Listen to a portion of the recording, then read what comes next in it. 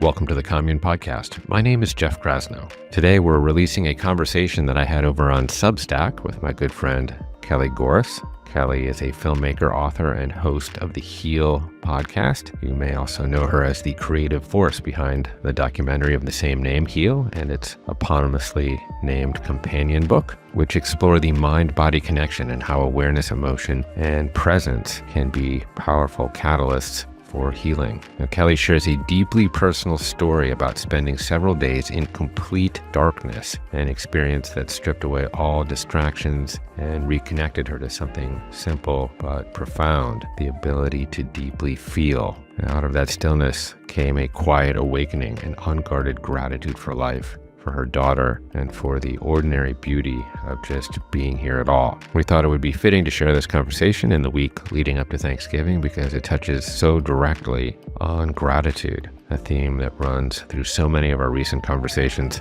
especially through the Stoicism series that I've just released. Kelly's reflections remind us that gratitude doesn't begin when everything is easy or abundant. It begins when we slow down enough to notice what's already present. My hope is that this episode helps you take a breath, pause for a moment, and rediscover that sense of quiet appreciation, the kind that turns the simplest moments into something sacred. Okay, so here's my conversation with Kelly Gores. I know you need very little introduction, so I'll give you a very little one, if you're okay with that. So Kelly Gores, I first, became friendly with you and aware of you through your documentary. You were the director of the Heal documentary that is now available far and wide. And then we spoke on the Commune podcast, I think in the wake of the release of your book, also eponymously titled Heal. And of course, you have the Heal podcast, which is quite an enterprise where you interview all sorts of luminaries and mystics and sages and doctors of every variety. You being one of them.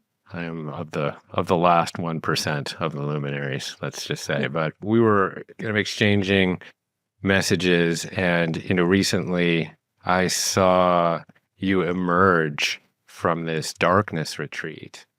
And I thought to myself, well, this 'tis the season here. Like, we've accomplished another solar orbit and barreling into the holidays, which, can be a tricky, thorny time for some people, but it also offers a beat for us to really appreciate and the little things in life and elicit a little bit of gratitude. So I thought, boy, that would be a really pregnant topic of conversation given the experience that you just had. So you spent, I think it was 4 nights and 3 days in total darkness.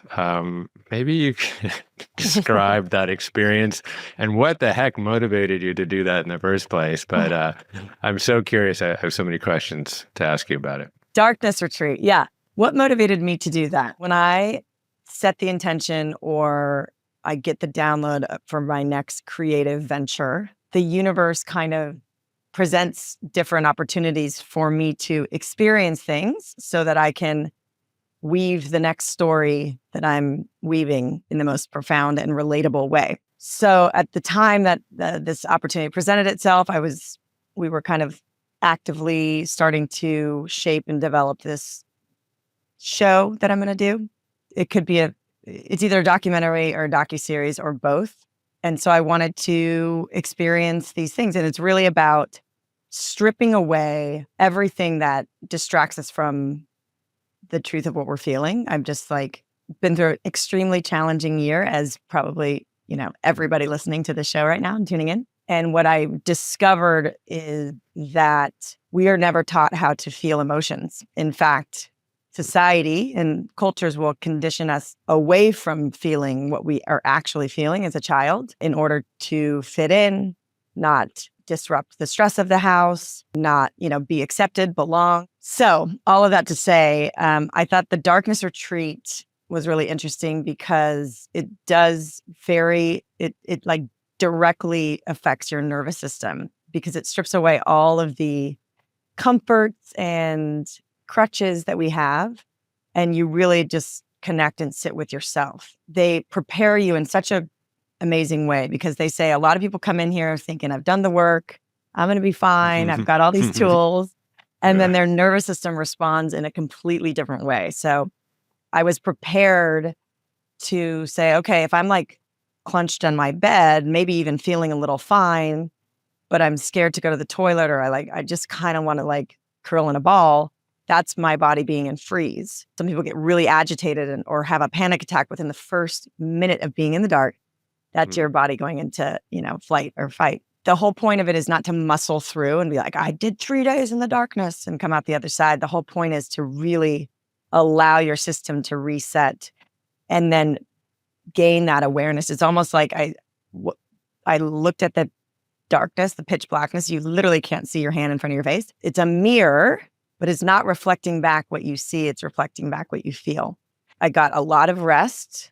First 24 hours is like a huge, just biochemically and neurochemically, like you get this big burst of melatonin, which can make people feel blissful. They can make people feel like very sleepy all day. So I feel like I caught up on 7 years of rest, truly, in the first 24 hours, which is like, that alone was worth it. And then your neurochemistry changes and that luxury goes away. And then all of a sudden you're like wired. And it was really enlightening. Everybody that comes out does have this like new layer of gratitude. Yeah, so much more to say, but that's kind of the overarching gist. Yeah, as I was watching you come out of the experience, I was curious to know whether or not the darkness retreat or the concept of it was actually based in any spiritual traditions. One short Google search away, I found a kind of a litany of darkness traditions in like Tibetan Buddhism and Dzogchen particularly, which is sort of, turning on the inner light, if you will. And then I heard Jack Kornfield talk about this. Darkness essentially inhibits electromagnetic radiation into the eye. And so we have these sensory neurons in the inferior part of our retina that are sensitive to light. And Andrew Huberman talks a lot about this, right? About, how to set your circadian rhythm. And that there is a direct connection between getting light and your pineal gland, which is sort of famously associated with melatonin production. But then when you shut that darkness or that light sensitivity off, there's also a kind of DMT-like molecule that your pineal gland produces, which can send you into sort of this extra sensory or kind of state. So I'm wondering, like, what was your psychological state kind of after you got through that period of rest? Mm-hmm. You say that you became actually quite energized. I'm curious, was that psychoactive? Was it deeply still, emotional? You could actually liken it to a psychedelic journey, but it's a lot slower. When you do some sort of psychedelic journey, you kind of know based on the dose, the time length. And then at a certain point, it's going to move out of your system and you're going to come back to normality, hopefully. In the 3 days of the dark and the 4 nights, you lose all sense of time. I was really, really kind of aware and kind of right on when Scott would come. And I was like, is it about 6:30? And he's like, it is. Yeah. And then like day 2, day 3, I was like, dude, it's like 12 o'clock. It's like, no, it's 9:15, Mm-hmm. But all of that to say, there's and like a psychedelic journey, like kind of rips you into it. And it's just like overwhelming thing. This is so subtle, but you still deal with that discomfort of like surrender and allowing, because we are stripped away from our habitual relief mechanisms, whether it's scrolling or eating or, you have plenty of food, but you have to like eat it and navigate in the dark. And there's no time. So we're not like, usually you look down and you're 12:30, like whether you're really hungry or not, you're like, oh, it's lunchtime. I gotta, Yeah, that's really interesting. Yeah. I didn't think about that. Yeah, that we're conditioned to like, okay, fill our body up with food at a certain point in the day, but actually, are we truly hungry or not? And this was a question, as you desensitize your eyesight, did you become more sensitive to other aspects of life where, smell and hearing, or was it a full withdrawal of the senses? It felt like if I was in there longer, the other senses would kind of heighten and come forward more. I don't think the amount of time that I was in there, I wasn't like hearing crickets crawl across the floor or anything. And it was interesting too, because like psychoactively, like I would see colors, almost like Aurora Borealis vibe, like with this like emerald green. And I was like, is this like like a hallucination, or is there like actual, I would see a glow in the corner of my like right eye, and then I would move my eye and it would kind of go away. That would disappear, and then one would come on my left eye, and nothing had changed. So I do feel like there was shifts in the field that we could pick up that were not optical illusions, if you know what I'm saying. So, but then that first exposure to light, what is that experience like? I hate having expectations because they're rarely met, I love to just go in with no expectations or low expectations. But after seeing everybody on the Sky Caves, like Instagram come out, like, Elizabeth Gilbert and these young teenagers that are just like emotionally moved, I was like, oh, what's my big moment going to be? My mask was upside down, so I looked like a total joke. But at that point, you're so stripped away, you just like don't care how. So my mask is upside down, and I lift it off, and I'm like beaming, smiling, because I'm so happy to be out of the cave and like have this. And it was such a rewarding experience. And when I took off the mask, I was expecting it to be like, based on other people's reactions, like hard to see, because everybody was like, it's like too much. Maybe it's because the type of day, it was like a really misty, foggy day, and it was this beautiful fall mountainscape of like gold and orange trees, and it was really mystical and calm. I think everything looked more vibrant and just beautiful, and it was peace, and like I could hear hawks screeching, and I was just like, oh, it was just like kind of really beautiful, like that. When you lose your sight and then you gain it back, it's everything, you appreciate it more. I wonder what other kind of psychological or emotional or even spiritual shifts you experienced through the process or coming out of the process. What kind of surprising me, and as I integrate more, I was looking back and I was like, when we don't have distractions, when we are still and slow, I mean, the stuff that's trapped in your system, it's all energy, right? And so that comes up to the surface. It now has the space to come up and be looked at or processed and digested. That's what I think is fascinating. It was like a full experience of our body is healing, digesting, trying to release trauma, trying to release energetic vibrations that are not aligned in this new person that you've grown into and become. I became aware of like anger and like, I would say rage that was in my system that I thought that I had intellectually worked through, but not somatically worked through. And I thought that was really interesting. And so I was like, oh, okay. And then my head was starting to spin, and these stories and these letters I wanted to write, or these punches I wanted to throw. And then Scott Angel, the guy who runs the place, he would come in with his calm voice and like walk me through this way to discharge, like tune into where it was in my body, where I felt it. Like he's like, when you think of this group of people, what happens in your body? And it's like my jaw kind of juts forward, like, and then my solar plexus kind of fires up like it wants to throw a fireball, And he's like, okay, put your palms together and take all that energy from your jaw and your solar plexus and throw it through your arms, and just like push your palms as hard as they can, and then give voice to that emotion. And I was like, whoa. So, I mean, my voice is still lost, I think, from the discharge, because there was some serious sounds coming out of me. Then after I did that, he said, okay, so now what's beneath? Like, what's coming up now? And I was like, oh. And there was this like scared little girl. And I've done parts work and I've done inner child. I've done a ton of work.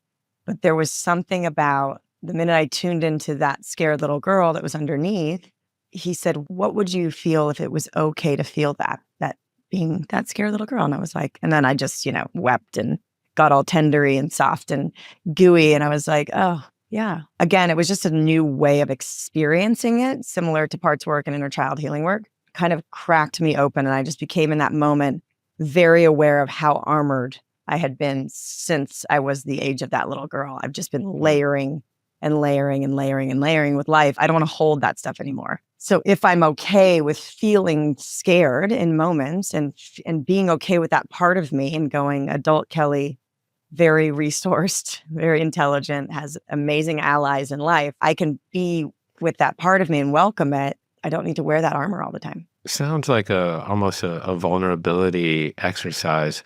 I mean, you were talking about our obsession with busyness and our societal celebration of productivity, right? This kind of I'll sleep when I'm dead mindset, right?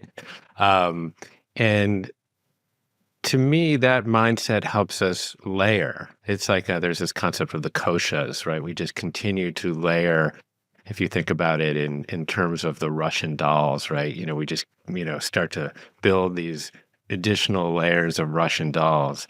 And our propensity to really sanctify and celebrate growth at every turn doesn't really allow these moments for restoration and repair, the removal of the layers. In that repair work, I think this is, where we allow ourselves to heal, quite literally. So it sounds like just an amazing experience. And, as it pertains to specifically to gratitude, I'm curious. I mean, you talk about coming out and, hearing the hawks and, feeling the air on your face, was there an enhanced quality or capacity to sort of recognize like what is good in one's life? When you're in there alone, I mean, I thought of people that were like in prison, solitary, and I'm just like, oh, I mean, it really could be torture if it would go on many more days, So you just have gratitude for your, privilege and comforts and health.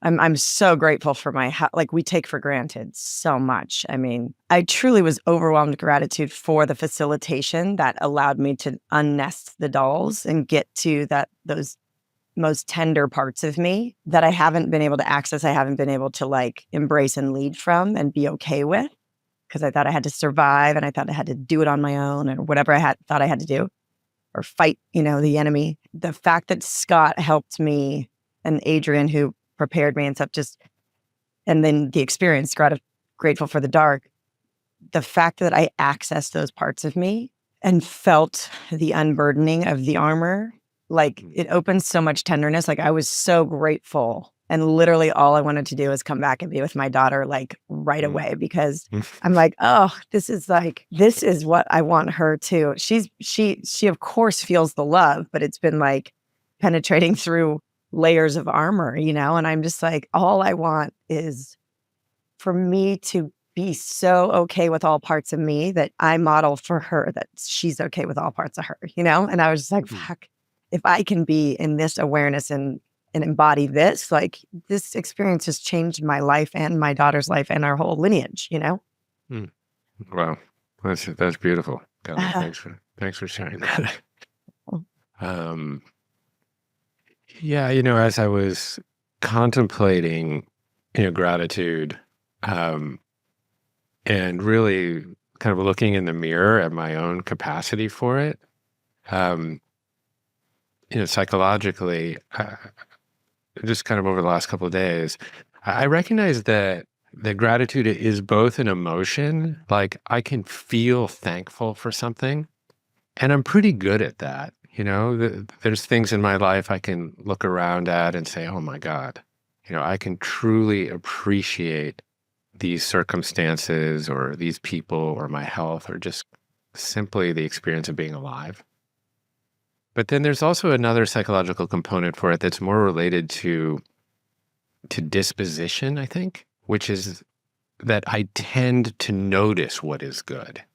It's a different kind of gratitude. And I'm not there yet. And I wonder where you are along that spectrum. I mean, clearly you had the experience of feeling grateful. But from a more disposition perspective, day to day, do you tend to notice what is good in life? And maybe this experience helped to enhance that. It just kind of depends on all the other minutia that I'm in how big my pile of minutia is. Like, when things are flowing, it's easier to notice the stuff Yeah. that you're grateful for. You're just like, man, it's a beautiful day. And man, my dog is awesome. And man, this soup tastes good. I got 9 hours of sleep last night. And the previous 4 nights before that, it was like 6 hours or less just because of, the Dodgers and Halloween and life, Yeah. And I was depleted and stressed. And when you're depleted, everything is overwhelming. Today, well rested, just as busy as I normally am, but I noticed more because I felt better and I was resourced. So I think it's like directly tied to that for me. There's also an aspect of it, of gratitude more philosophically, where you can acknowledge that these valuable things in life aren't always earned, that they actually just simply exist and they're available to us. It's another thing that I've been reflecting on a bit. I tend to be like, well, I worked hard for this, but that's not. I think there's another aspect of gratitude where it's just, no, I'm just alive and I'm walking down this trail, and these things around me, these beautiful plants and trees, spontaneously emerged, and I had nothing to do with it. I didn't earn this, they're just there for me. Yeah. So, yeah. I mean, I think nature is like nature has been here before we were here and after, and the moon, full moon, the sun rises every day. It's like the fact that we can breathe air. And then even our hearts, like, yes, our hearts are beating, keeping us alive, but like it's a muscle that is pumping gallons. I don't even know how many every day, that has started when you were just a fetus. It's the first organ that grows. And that thing has been pumping nonstop. Imagine using a muscle nonstop, how tired you would get.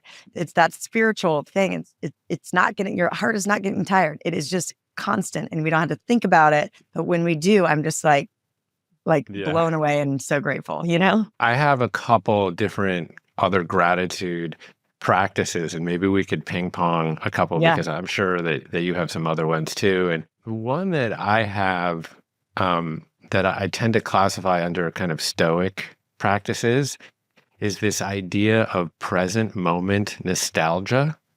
So it's kind of this interesting concept. So if you look at nostalgia, this is generally like a wistfulness or, some sort of yearning for some past irretrievable condition. So I'll just ground that in an example. Like my wife and I, Skylar, we've been together for 37 years. We lived in Paris in 1990 together for a year. And all the time we look back on that period of like, oh my God, we were these insouciant youth frolicking about the fourth arrondissement of Paris. Like we say, those were the good old days, right? I love that. And I frame it kind of a different way, but I've been trying to do that. Like, in this entrepreneurial startup vibe of this company that we're launching, and the media is part of it. There's always these things we want to hit, like close this round of funding or make this film or launch the app, like all of these things that we're in this tension point of still like birthing and developing. And I go to the end and I'm like, okay, imagine that this is like done. And then look back and just be like, so grateful. Like, remember when we were just sitting here and we didn't know how it was going to work like this.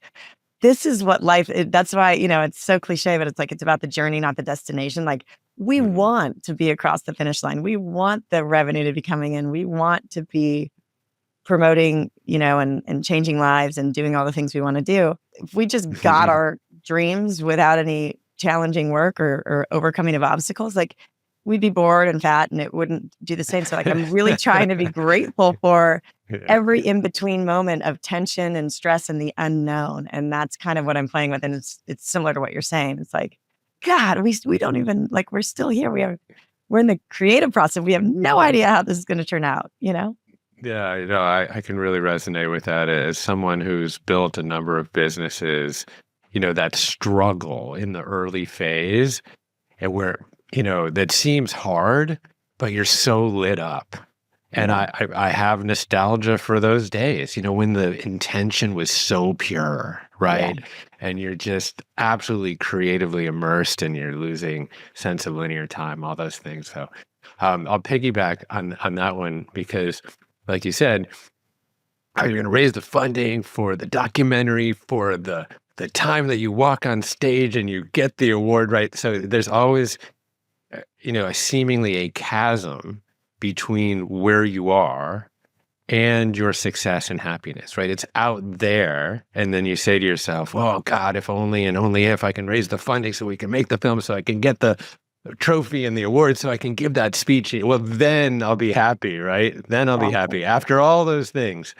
Um, and that chasm, we can try to eliminate that chasm by getting that award. But we also know that the second that we're like clasping it, there's another shiny, glittery award on the horizon that appears. Yes. Right. So to address that gap, we can keep chasing, but there's another way to eliminate that gap. And that's really what I think of as loving what you already have. And there's actually a practice for doing this where, I identify something that you cherish. It could be a relationship, it could be sushi, it could be, like, I know you wear a necklace like Riley, for example. It could be an heirloom, or a piece of jewelry.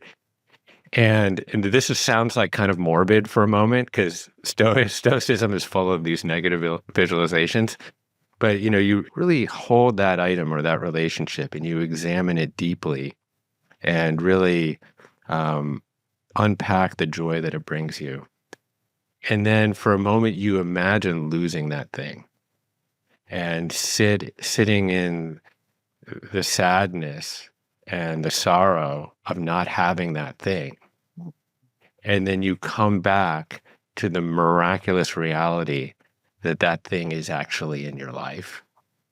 And in that way, you can love what you already have. And it is a great tool for eliciting gratitude if you're struggling with that. That's so good. Yes. I mean, especially with things that I've just had a, PhD in losing things. That's true. As you were talking, like to do that with your relationships, like especially romantic ones, because love is so amazing and powerful. And also you have to cultivate it. You have to tend to the garden of this relationship for it to have longevity of any kind of quality. I feel like that's such a great tool as love starts to get long in the tooth, like to really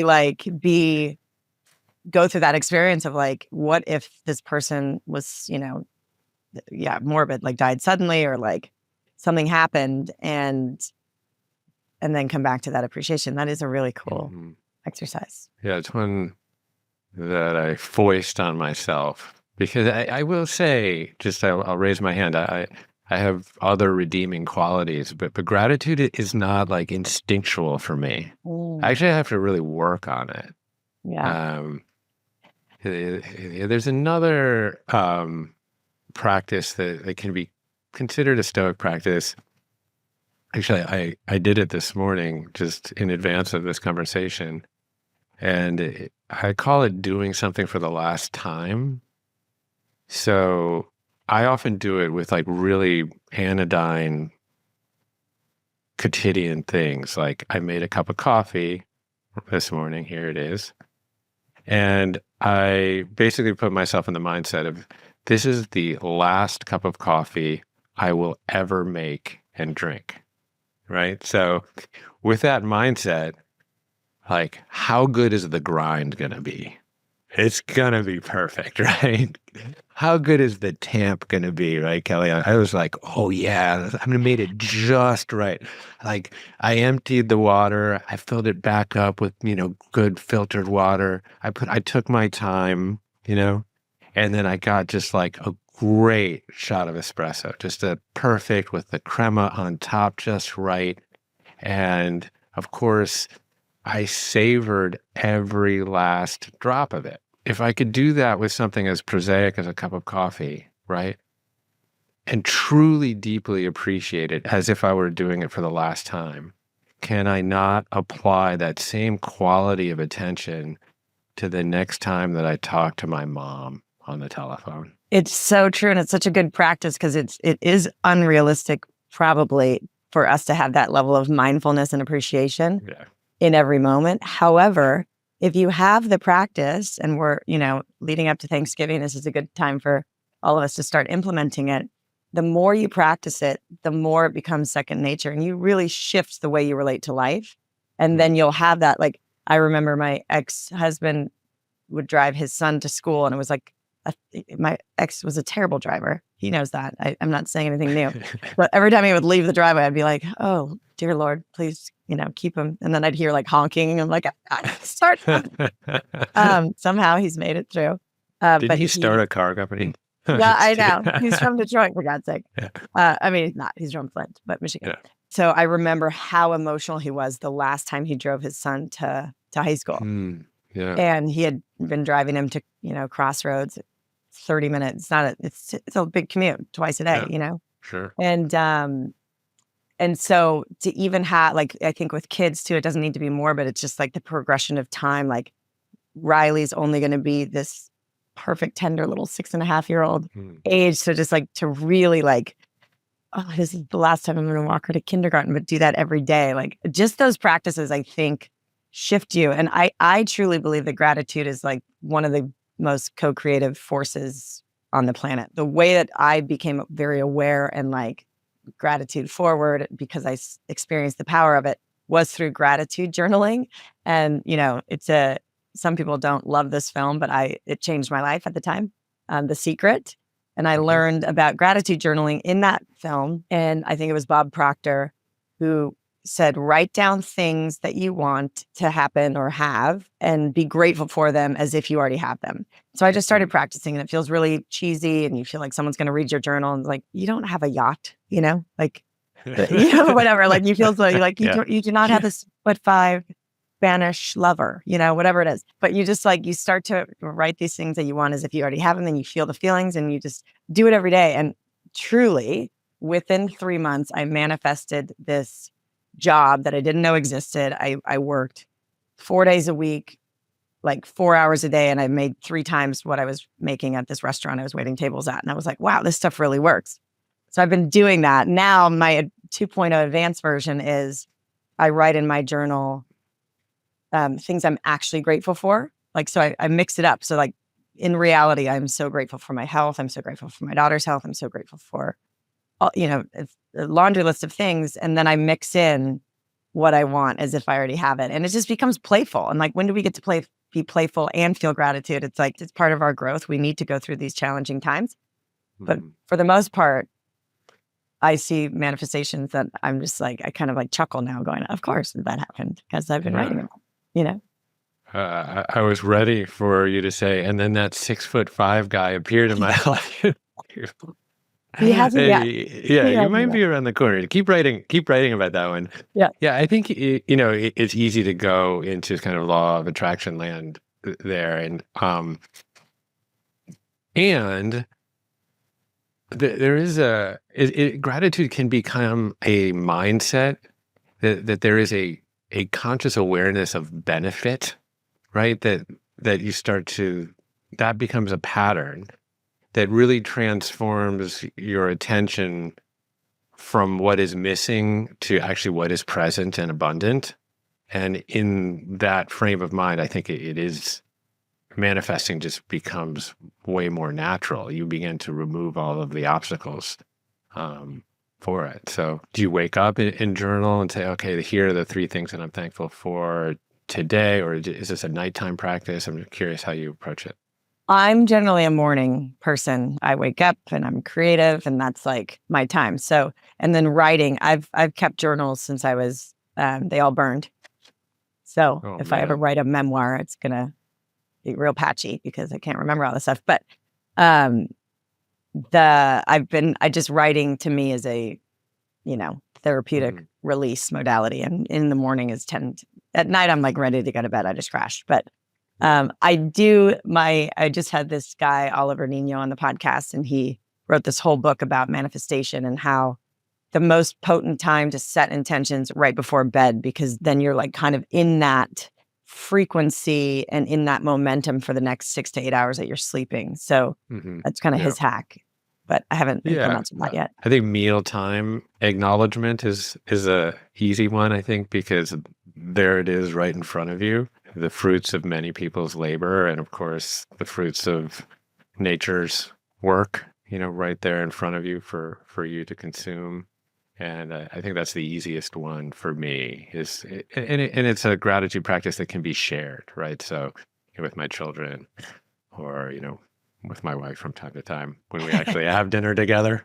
I think there's something really powerful about that. Think about the phenomenon of eating while you're ingesting social media.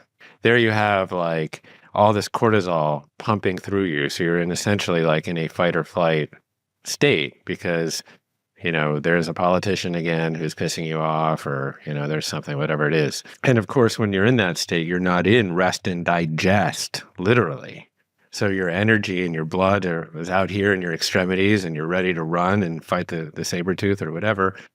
But of course, what you want is your blood and your energy focused in the gut so you can actually properly digest. So it's totally makes sense from a physiological perspective. And, this is like a crazy statistic that I remember uncovering when I was doing research for my book, that a reported 58% of Americans eat every meal alone.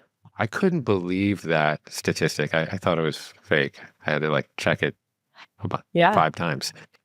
And just think about that experience of just eating alone. And again, anyone listening to this who eats alone, this is not a shaming exercise or anything like that. It's just that when we are in community, as we evolved, we evolved in communities, particularly around mealtime. And just the experience of that is, there tended to be a blessing of the food.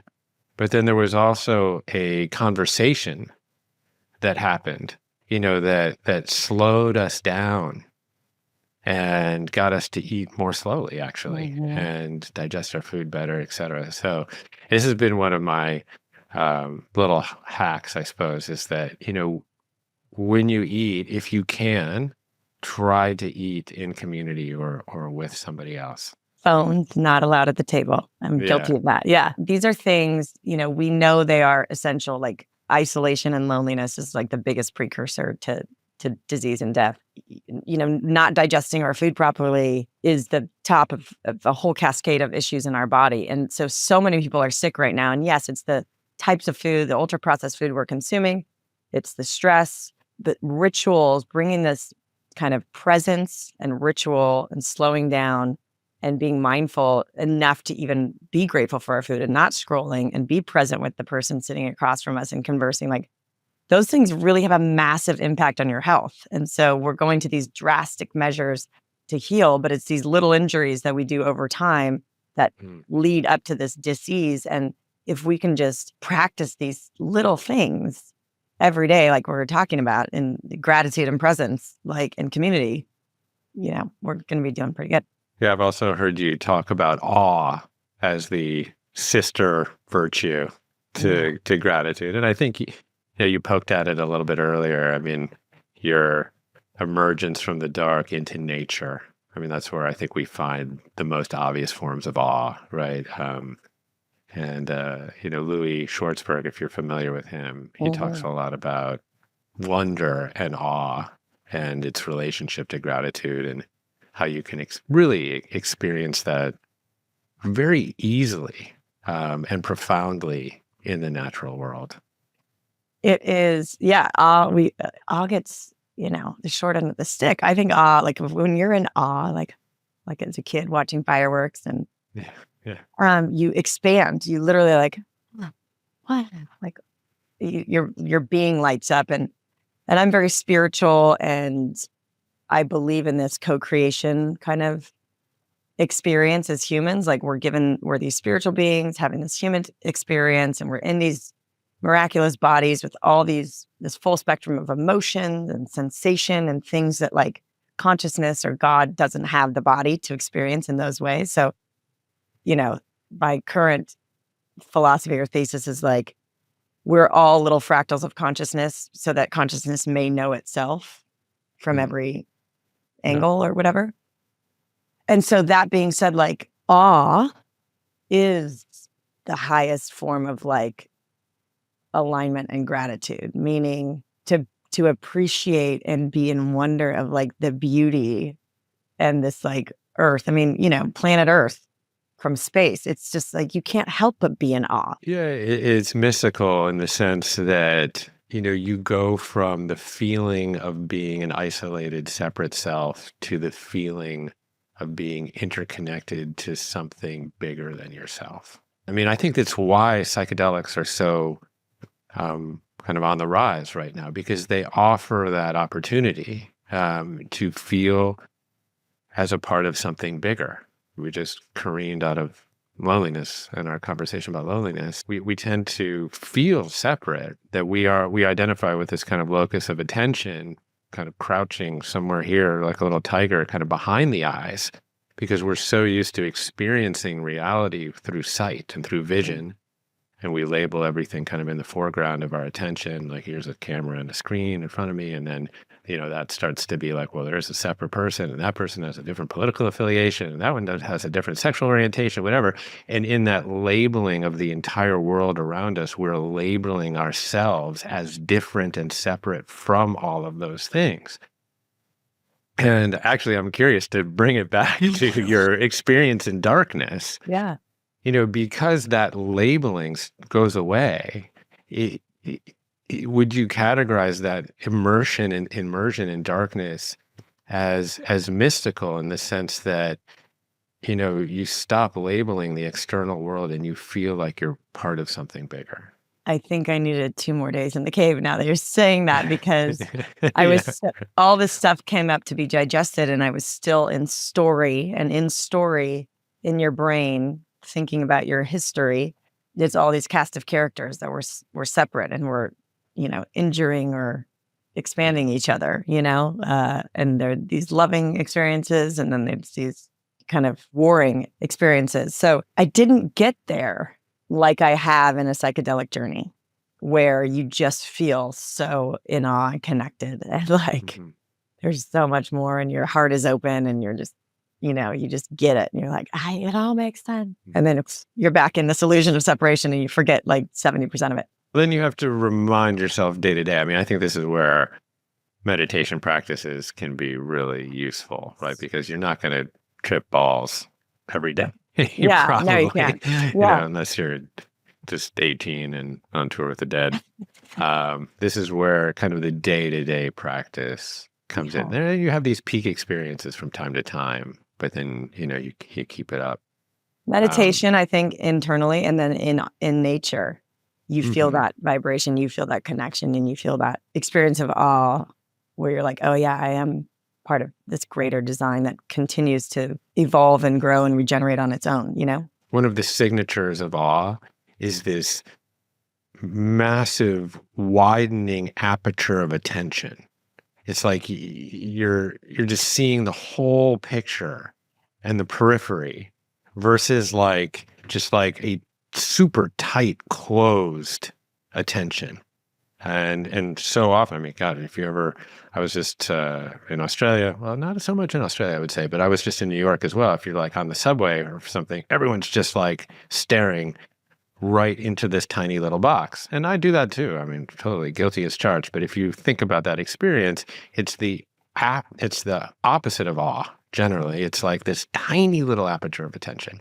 Yeah. And so go out and just get wide open. Yeah. I'm curious, because you seem to embrace what I call me search, which is essentially jumping into the petri dish of anything. What other kooky things are you trying in the name of me search? Oh my gosh. Well, October was a big one, and I felt a little guilty leaving my daughter twice, but I did a week on the Camino de Santiago, which is like old school pilgrimage vibes, Totally. Yeah. And I lived in northern Spain in San Sebastian for a year, going to university there. And I me and my girlfriend Carmel, we said for our 30th birthday, we're going to come back and walk the Camino. And usually it's like a 30-day pilgrimage across northern Spain, ending at Santiago de Compostela. And it's this very like, That's where I lived. I lived in Santiago as a kid. Anyways. No way. Yeah.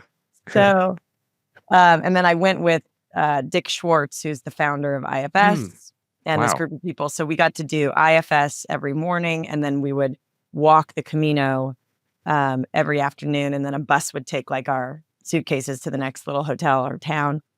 So it was a little bougie, but we weren't like fully backpacked. We were a small day backpacks. It was just so cool. What else am I doing this year? I mean, there's nothing I won't do. You're always getting into some MRI tube or something. I see you, getting scanned and poked and prodded and syringed.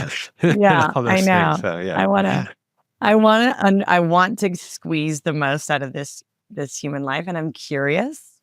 And I thought maybe this is why I wanted to be an actor, because I wanted to live 1,000 lives within this lifetime. Like I have these dreams of being, maybe they're past lives or whatever, but like I see a film, like a period piece, and I'm like, I want to live in that time, So I'm just curious, like I want to experience it all. And that's, if you look at my astrology, healing is like all over it. And I'm supposed to, but I'm not supposed to be like a hands-on healer. I'm supposed to experience. And I didn't know that before I did heal. It's just like all affirming that I'm on the right path at this point. But yeah. Yeah. I'm trying to think of something I've done that I've regretted. And so far, nothing. Okay. So far, nothing. That's good. You're far from looking like a grandmother, but you're stepping into your wisdom holding and teaching and becoming that elder. And I'm super grateful for you and to call you a friend. So thanks for doing this. Thank you, Jeff. It's always a pleasure to sit here and just talk and connect and be together. So next time we got to break bread together, and then we got to play tennis. I'm in. Yeah. Tennis is one of my other meditations for sure. Totally. It's my therapy. Yeah. All right. Thanks, Kelly. Thanks, Jeff. Thank you for listening to today's episode. For more of my weekly musings, along with ad-free episodes and live stream conversations, head over to my Substack at jeffkrasno.substack.com. I also want to let you know about our course platform over on Commune, which contains over 3,000 lessons and practices from the world's leading integrative medicine doctors, health experts, and yoga, fitness, and mindfulness teachers. It's a living library for holistic well-being, and you can try it for free for 14 days at onecommune.com/try commune. As a reminder, the audio version of my new book, Good Stress, is available on Audible, and you can listen to it for free as part of your premium Spotify membership. And if you prefer the old school analog option, well, you can pick up a dusty old scroll at goodstress.com and get over $900 worth of bonus courses from some of my biggest influences, including Dr. Mark Hyman, Dr. Zach Bush, and Dr. Gabor Mate. As always, feel free to reach out to me with comments, questions, or criticism of the constructive variety at jeffk@onecommune.com. Okay, that's all from the Commune for today. My name is Jeff Krasno, and I am here for you.